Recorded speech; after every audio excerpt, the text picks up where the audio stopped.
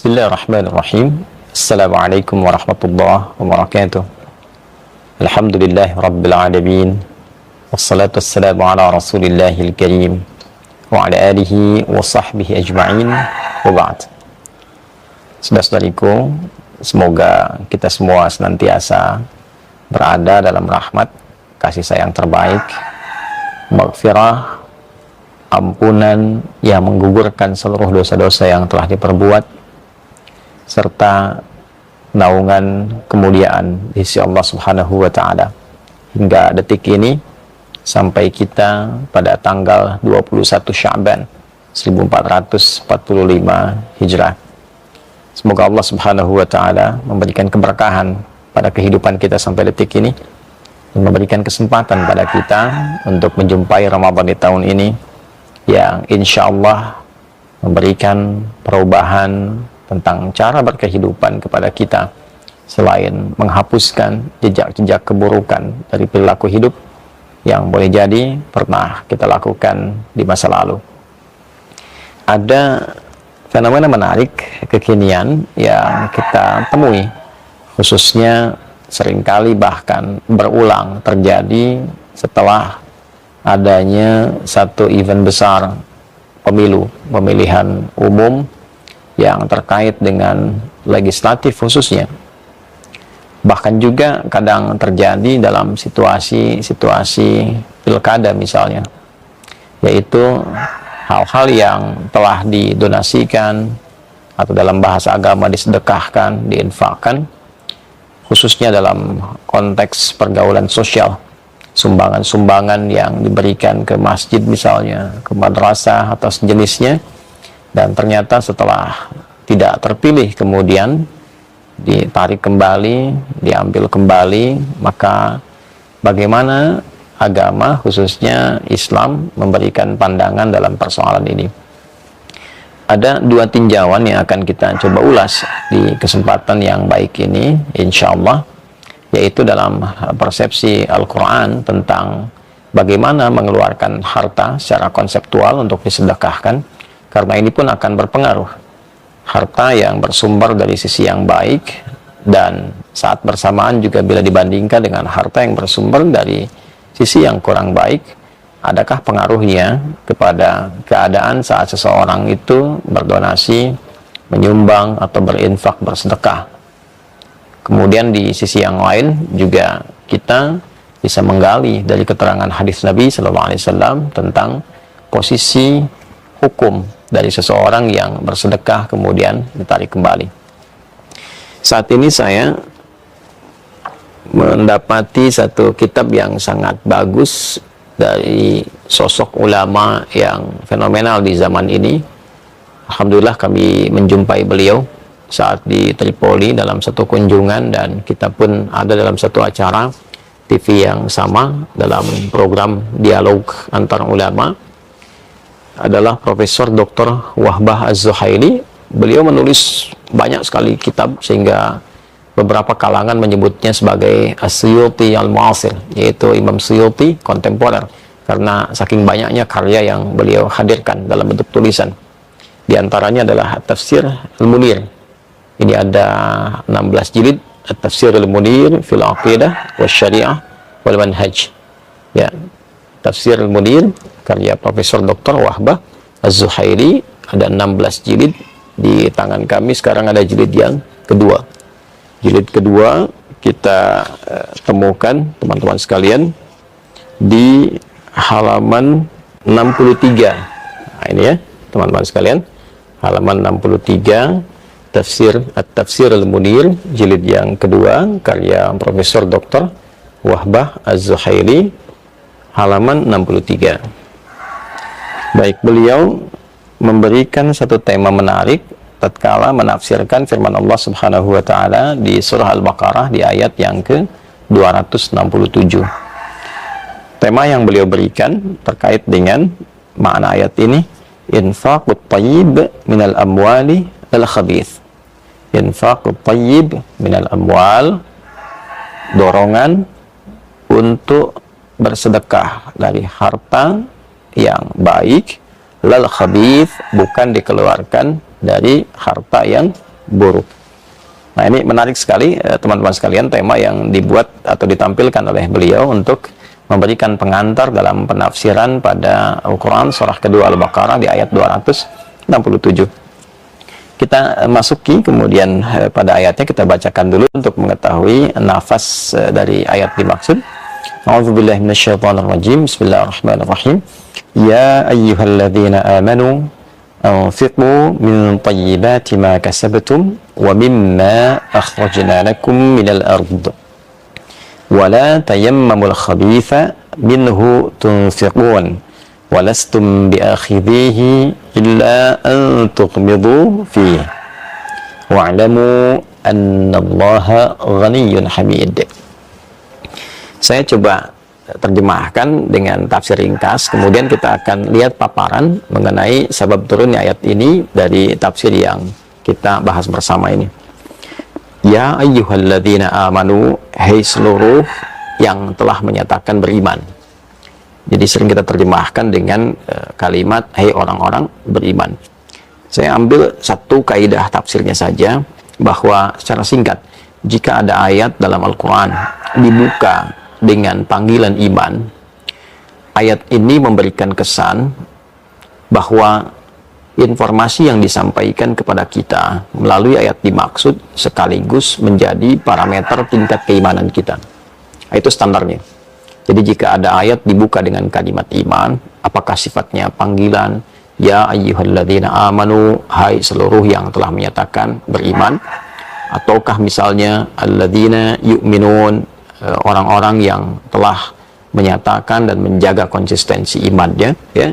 Kemudian setelah itu ada informasi yang disampaikan, maka informasi itu baik bentuknya adalah perintah, larangan, atau informatif sifatnya, maka sekaligus ia menjadi parameter tingkat keimanan pemeluknya. Misal, kalimat iman pertama ditampilkan di Al-Baqarah ayat ketiga.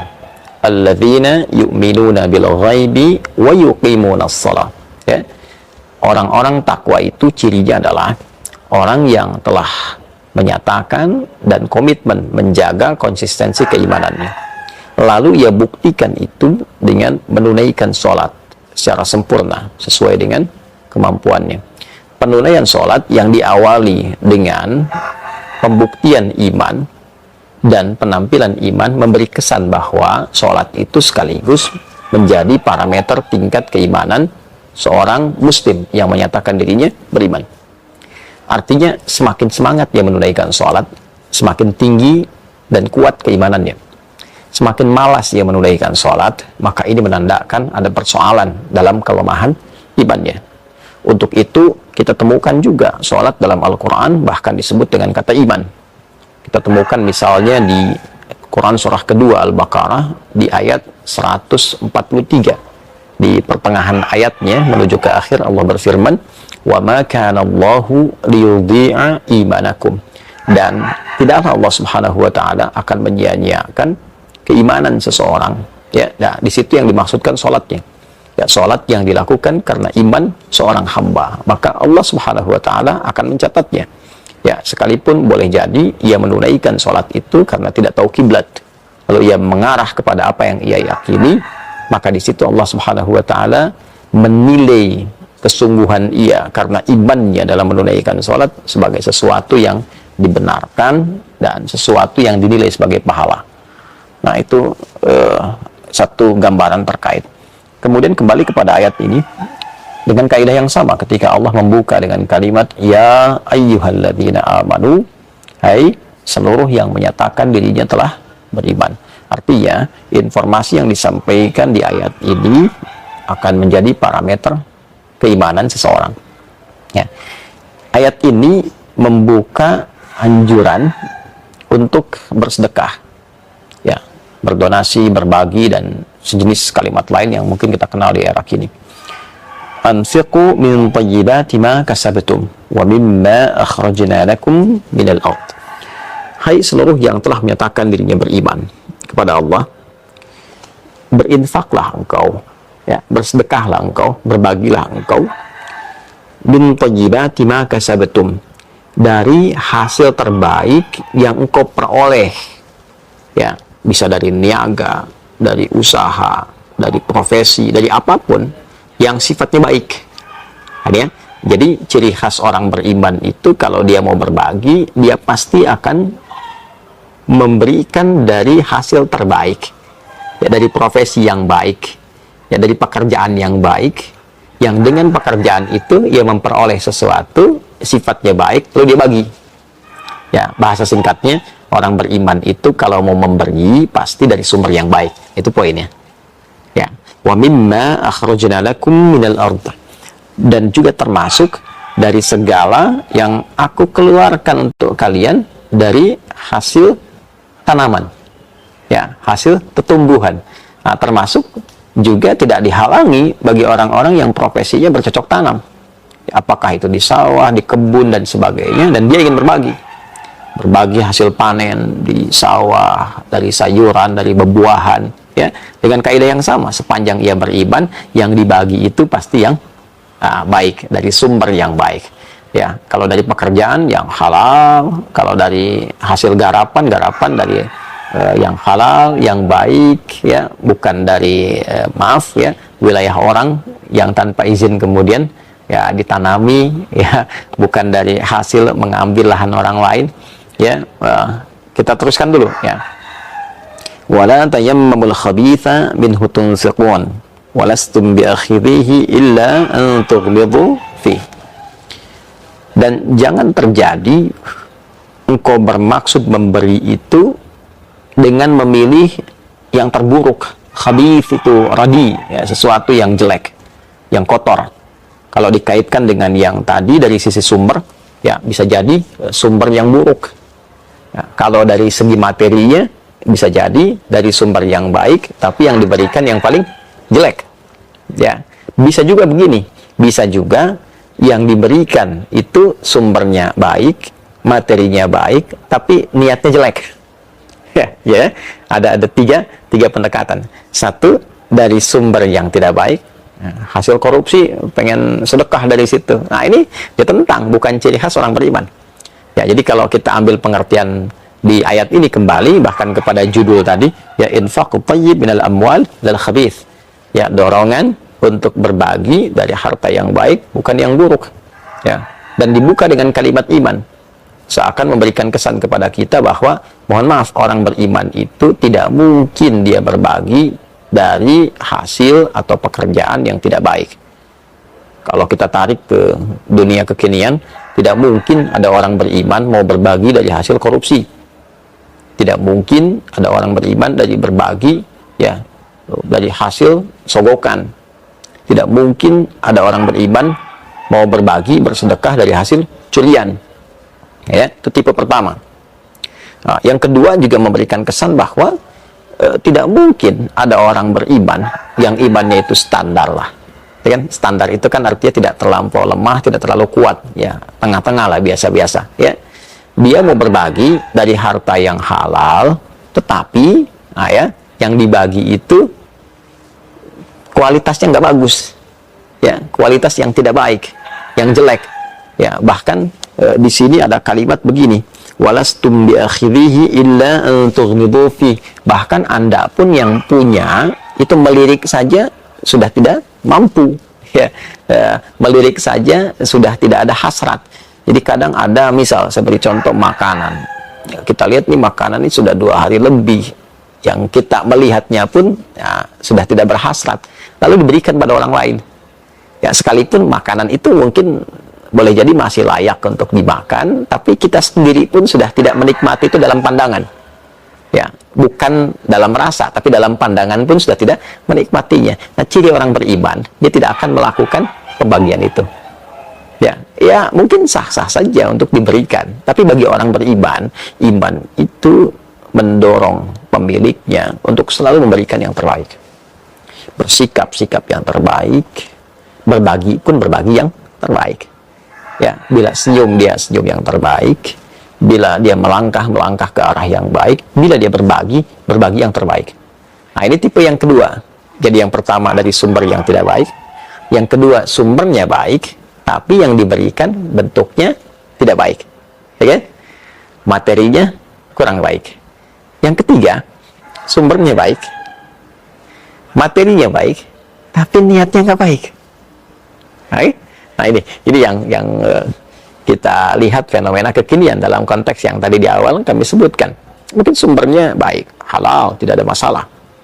Materinya baik, pengen nyumbang semen ke masjid, nyumbang karpet ke masjid, sumbernya halal, karpetnya bagus, semennya juga kualitas bagus, tapi niatnya kurang baik. Ya, nah ini saya kasih nih ya, supaya misalnya saya dapat perhatian, ya, kemudian diharapkan ada suara yang dengan pemberian itu jadi kompensasi dari sedekah yang diberikan, tapi diiringi dengan hasrat, ya kalau misalnya nggak dapat suara saya ambil lagi tuh. Ya, nah ini termasuk pada kategori yang ketiga. Ya, nah ini gambaran yang diberikan oleh Al-Quran bahwa ciri khas orang beriman itu kalau betul-betul dia memiliki iman dalam dirinya, iman yang sejati, maka dia akan terbebas dari 3 bagian yang disebutkan tadi. Murni, dia berikan yang terbaik. Anfiqu min thayyibati ma kasabtum wa mimma akhrajna lakum minal ard. Ya, berdermalah, berbagilah dari yang terbaik yang kau dapati. Ya, dari sumber yang baik, dari materi yang terbaik, dengan niat yang baik. Ya, sekalipun itu hasil tanaman, hasil kebun, ya, dan sebagainya. Lalu ditutup ayat ini dengan kalimat wa'lamu annallaha ghaniyyun hamid. Dan ketahuilah oleh kalian, sungguh Allah itu ghaniyyun, maha kaya. Ya, hamid, maha terpuji sikapnya. Jadi Tuhan saja, Allah saja yang mencipta kita, yang maha segalanya, maha memiliki, bahkan yang kita punya, termasuk diri kita pun punya Allah. Ya, yang maha kayanya itu hamid, masih punya perilaku terpuji. Ini sindiran yang sangat tajam sekali. Yang mencipta saja Khalik, yang sangat kaya, yang terus memberi dengan sifat kasihnya, itu memiliki sifat yang terpuji, memberi dengan kasih, memberi dengan sayang, memberi dengan baik, memberi dengan murni. Mengapa engkau yang makhluk, yang dicipta, ya kan, yang dihisab, masih punya perilaku yang tidak terpuji? Nah, itulah sindiran yang sangat tajam, ya. Ini Allah langsung yang menyampaikan, sehingga para ulama kadang memberikan kesan kalau ada ayat turun itu, posisikan seperti halnya Allah sedang memberikan pesannya langsung kepada kita. Baca seakan-akan Allah langsung mengkhitab, memberikan pesan kuat kepada kita. Hei adi hidayat, engkau berbagi sesuatu yang gak bagus, sedangkan aku saja penciptamu berbagi yang terbaik, memberi ya yang paling kualitas bagus, dan dengan itu masih bersikap terpuji. Maka mengapa engkau yang aku cipta, gitu kan? Nah, kalimatnya demikian, bisa bersikap sesuatu yang tidak baik. Ya. Sebabun nuzul ayat ini memiliki latar belakang, diturunkannya sebagai berikut. Kita baca. Qala al-muallif rahimahullahu taala, Syekh Wahbah menyampaikan, rawal Hakim wa Tirmidzi wa Ibnu Majah wa ghairuhum 'anil Barra bin Azib.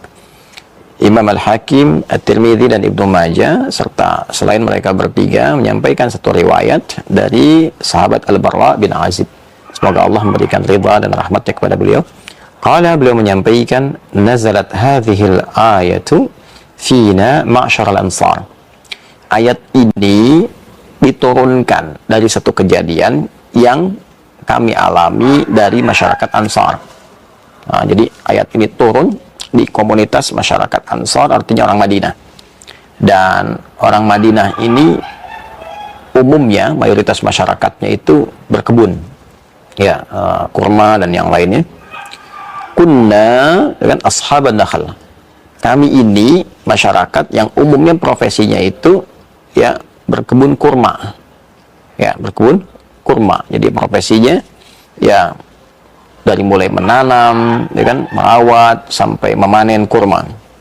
Wa kana rajulu ya'ti min nakhlihi ada qadri kathratihi wa qillatihi. Dan adalah orang itu umumnya dia bisa menghasilkan dari panen kurmanya, bisa banyak, bisa sedikit. Wa kana an-nasu mimman la yarghabu fil khair.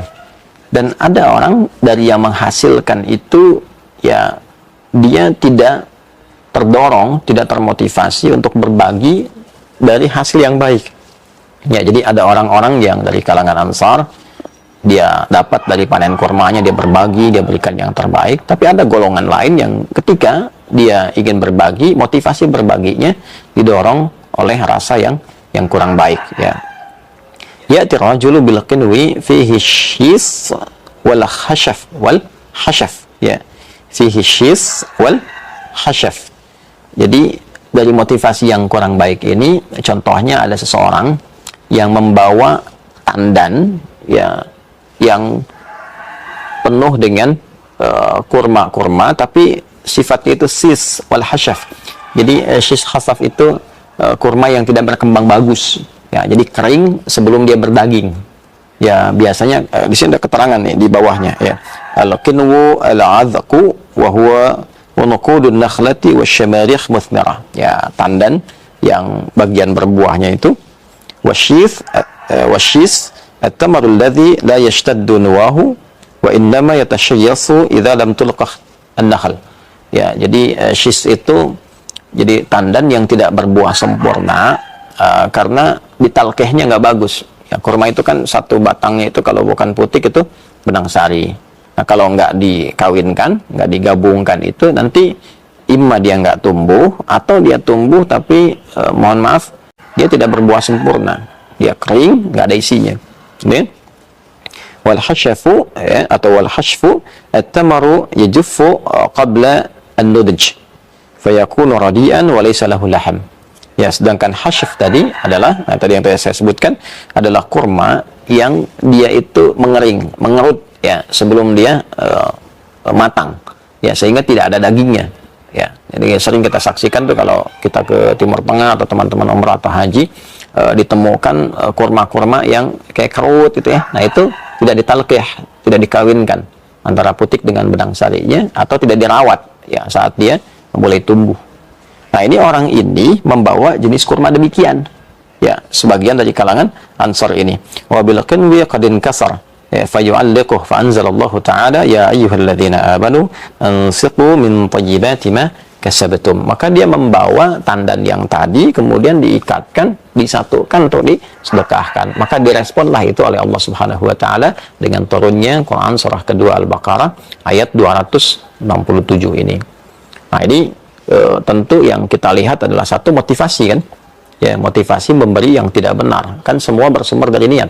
Seperti Nabi SAW sampaikan, innamal a'malu binniyat. Semua aktivitas, pekerjaan, perilaku itu, mau berbagi, kan, bersedekah, termasuk di dalamnya, itu motivasi kualitas berbaginya bergantung kepada niatnya. Kalau dia berniat baik, pasti dia akan siapkan yang terbaik dari sumber yang baik, dengan cara yang baik, motivasi yang baik. Ya, sebaliknya kalau motivasinya juga kurang baik, maka yang akan tampil adalah sesuatu yang tidak baik. Seperti tadi misalnya, ya, sudah diberikan tapi ingin diambil kembali karena tidak tercapai harapan-harapan di balik motivasi sedekahnya, berbaginya. Nah, ini gambaran pertama.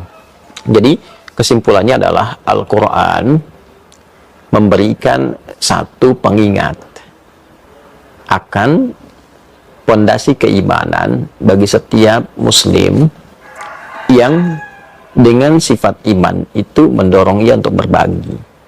Jika betul ia memiliki keimanan yang sejati, maka pertama, dia akan memiliki motivasi baik dalam berbagi. Ya, apakah terpilih atau tidak, nggak ada kaitan dalam berbagi saya. Saya ingin berbagi, mudah-mudahan ada manfaatnya, Allah ridha. Dipilih atau tidak, itu terserah. Tidak ada kaitan dengan sedekah ini. Itu niat baik. Ya, tapi bergantung. Faman kanat hijratuhu lidunya yusibuha. Kalau motivasinya itu untuk urusan dunia, ya dia tidak dapat bagian akhiratnya. Dia dapat dunianya saja. Ya, mungkin dia berbagi, ada orang pilih, ya dia dapat hasil dari niatnya saja. Dipilih orang, ya itulah kompensasi dari sifat berbaginya. Ya, tapi tidak ada unsur akhiratnya. Dia dapat dunia saja, maka takarannya pun takaran dunia. Akhirat nanti hisabnya lain lagi. Kalau motivasinya sogokan, ya ar-rashi wal murtashi finnar. Ya, yang nyogok dengan yang disogok berpotensi mendapatkan hukuman di akhirat. Ya. Kemudian lebih daripada itu, nah ini yang juga penting untuk digarisbawahi, ya. Quran surah kedua Al-Baqarah di ayat 200. Wa minan nasi. Nah, ini dia poinnya. Ya, ada segelintir orang itu may yaqulu rabbana atina fid dunya wa ma lahu fil akhirati min khalaq. Ada sebagian orang yang motivasinya bahkan dalam permohonan, dalam doa, gitu kan, bukan sekedar dalam berbagi. Harapannya dunia saja, sehingga tidak mendapatkan, ya, sehingga dia tidak mendapatkan bagian akhiratnya. Ya, itu poin yang paling penting. Jadi mungkin ada juga orang-orang yang memang berbagi, memberi itu hanya untuk mendapatkan perhatian-perhatian duniawi, termasuk dalam konteks yang kita bahas saat ini. Ya, sisi lain adalah satu etik, ya, sikap moral yang ditampilkan dalam Al-Quran selaku pengingat, pedoman yang memberikan kepada kita petunjuk-petunjuk yang lurus. Inna hadzal Qur'ana yahdi lillati hiya aqwam. Quran itu selalu menuntun kita pada satu sikap teladan terbaik. Ya, maka di antara keteladanan itu adalah bersikaplah yang baik, yang lurus ketika berbagi, meneladani sifat-sifat Allah yang maha kaya, maha segalanya, namun tetap bersikap terpuji, mulia. Maka diminta kita dalam konteks berbagi ini memiliki sikap terpuji, dengan memberikan yang terbaik, dengan meniatkan yang baik, dengan menghadirkan maslahat, ya, tidak sekedar menukar kepentingan-kepentingan akhirat dengan duniawi, atau mencari dunia dengan jubah akhirat. Nah, itu ya kalimat-kalimat keren kekiniannya. Lalu bagaimana komentar dari Nabi SAW bila ada orang yang berbagi lantas dia menarik kembali apa yang ia bagi itu karena motivasi khususnya duniawinya tidak tercapai? Ada satu hadis yang menarik, saya tidak pegang kitabnya ini, tapi kita insya Allah bisa buka dalam satu hadis di Al-Bukhari, nomor hadis 2622. Yang dikonfirmasi di Sahih Muslim, nomor hadis 1622. Nah, nanti lihat perawinya dari sahabat mulia Ibnu Abbas radhiyallahu taala anhuma dari Nabi sallallahu alaihi wasallam. Ya, Nabi SAW bersabda, wa kama qala laisa minna saw. Ya, bukan termasuk golongan kami orang yang berperilaku buruk seperti ini. Ya, bukan termasuk golongan kami orang yang berperilaku buruk seperti ini. Jadi Nabi membuka hadis ini dengan komen yang tegas sekali. Itu bukan termasuk golonganku. Aku nggak pernah ngajarin begitu, gitu ya. Nah, siapa orang yang disebut Nabi berperilaku buruk itu? Nah, ini poinnya ya. Man ya'udu atau alladzi ya'udu fi hibatihi. Orang yang menarik kembali pemberiannya. Maaf, kal kalbi yarji'u fi qai'ihi. Itu ibarat hewan anjing yang menelan muntahannya kembali. Ini dalam dan tajam sekali ini, ya, peringatan dari Nabi SAW. Jadi orang-orang yang dia memberikan pemberian atau mencoba untuk berbagi tapi dengan motivasi yang salah. Yang pertama, Nabi menyindirnya seperti hewan bernajis, kan? Artinya ada pemberian tapi di dalamnya ada kotoran, ya. Ini poinnya, ya. Awas, seringkali nanti hewan ini ditampilkan dalam Al-Quran itu dengan dua sisi. Ada sisi baik seperti penjaga para pemuda di gua itu di surat Al-Kahf, dan hewan ini masuk surga, ya. Kemudian ada juga sisi yang lainnya untuk menunjukkan sifat munafik, ya, provokator. Nah, termasuk sisi yang ini, itu orang-orang yang dia berbagi tapi dengan motivasi yang salah, ya, seperti seseorang yang berbagi tapi membawa najis dalam dirinya. Nah, lebih parahnya lagi begini, sudah dia bernajis lalu dia muntah, dia telan lagi. Nah, ini menunjukkan sesuatu yang sangat tidak disukai oleh Nabi SAW. Jadi secara singkatnya begini, orang yang mencoba untuk memberi dengan motivasi yang salah, lalu ketika tidak tercapai apa yang diharapkan itu dia mengambil kembali, kata Nabi, itu perilaku yang sangat kotor, ya, seperti muntahan dari hewan yang bernajis terus ditelan lagi. Nah, jadi ini memberikan gambaran bahwa sikap itu tidak terpuji, sikap itu tidak baik, dan sikap ini memberikan kesan bahwa imannya bahkan tidak masuk dalam kategori yang standar. Nah, untuk itu dalam kondisi demikian kita dianjurkan untuk selalu mendoakan. Ya, bila ada terjadi demikian, bahkan melahirkan stres yang mendalam dan sebagainya, maka lingkungan sekitarnya memberikan edukasi. Ya, bukan mencemooh, karena mungkin dilakukan karena belum tahu, belum dapat ilmu.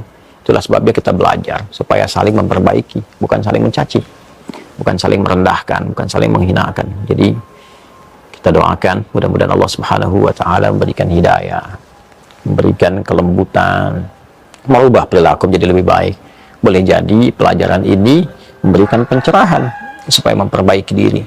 Dan memang juga ini pun diniatkan dengan cara yang baik, bukan untuk menyindir orang lain, bukan untuk mempertajam masalah, tapi memberikan sebuah edukasi supaya semua niat pekerjaan itu dilakukan dengan baik, sehingga hati lapang. Terpilih tidak terpilih, alhamdulillah, yang penting ada jalan untuk bisa berbagi. Itu memberikan kelapangan pada jiwa, dibandingkan dengan merasa sudah memberikan sesuatu lalu tidak dapat yang dicapai, ditarik kembali, kerugiannya pun berganda. Sudah masyarakat mencemooh, mungkin ada bully, mungkin ada hal yang tidak baik diterima. Itu konsekuensi dari perbuatan, bukan salah orang. Tapi juga Islam mengajarkan dalam situasi demikian kita tetap memberikan doa terbaik, memberikan pencerahan terbaik, dan memohon kepada Allah supaya siapapun termasuk diri kita diberi hidayah, supaya dijaga dalam kemuliaan sampai kita berpulang pada Allah Subhanahu wa taala. Jadi kiranya hal yang bisa kita bagi di pagi hari ini semoga bermanfaat, semoga Allah meridai kita semua. Allahumma taqabbal minna innaka antas sami'ul alim wa tub 'alaina innaka antat tawwabur rahim. Allahumma ارزقنا يا الله نعمة الأموال نعمة الأموال التي نستطيع بها أن ننفقها يا الله في سبيلك يا أرحم الراحمين. اللهم ارزقنا من المنفقين الصالحين المؤمنين. اللهم ارزقنا يا الله نعمة الحلال واجعلنا من المنفقين الصالحين المؤمنين. اللهم ربنا آتنا في الدنيا حسنة في الآخرة حسنة وقنا عذاب النار. وصلى الله على سيدنا محمد وعلى آله وصحبه أجمعين. وآخر دعوانا سبحانك اللهم ربنا وبحمدك أشهد أن لا إله إلا أنت نستغفرك ونتوب إليك والحمد لله رب العالمين. السلام عليكم ورحمة الله وبركاته.